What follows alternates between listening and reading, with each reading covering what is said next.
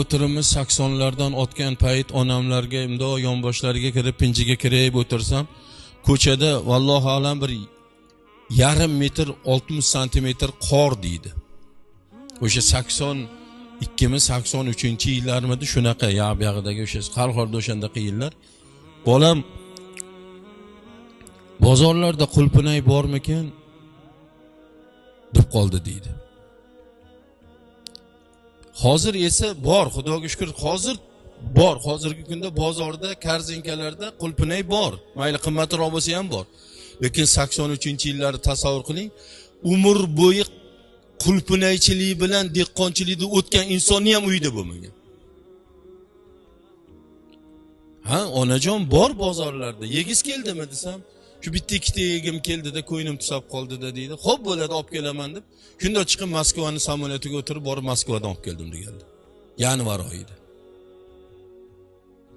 Hozir bizlarga yetib qolsin, borligini bilamiz. Ona, o'ylab gapiryapsizmi? Qor yog'yapti-ku deymiz.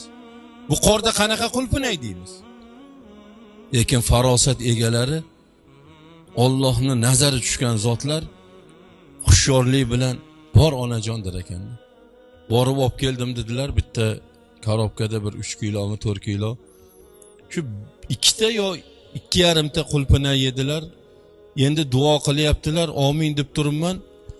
Oldin ham duo qilganlar-u, oldin ham duo olganman-u, lekin shu duoda dargohga uzluksiz yetayotganligini vujudim his qilib turibdi deydi-da. Shu duo hozir qabul bo'layotganligini qalbim shunaqa tasdiqlab, shunaqa yayrab, shunaqa mazza qildim deydi.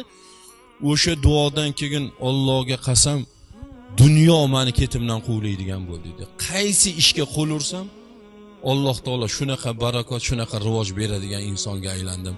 Onamning duolari bilan dedi. Kalomi sharifda dedi Xudoyim, Mahmudxon Maxdum domlam aytadilar. Kalomi sharifda dedi Xudoyim, ota onang rizo, shunda rizoyim. Hayotda hamisha Rasuli akram, ota onalarni tutib mukarram, bo'lsang sen agar jannat qasdida, jannat seni onangni oyog'i ostida. Oxir bu so'zni tagiga yetarsan. Avval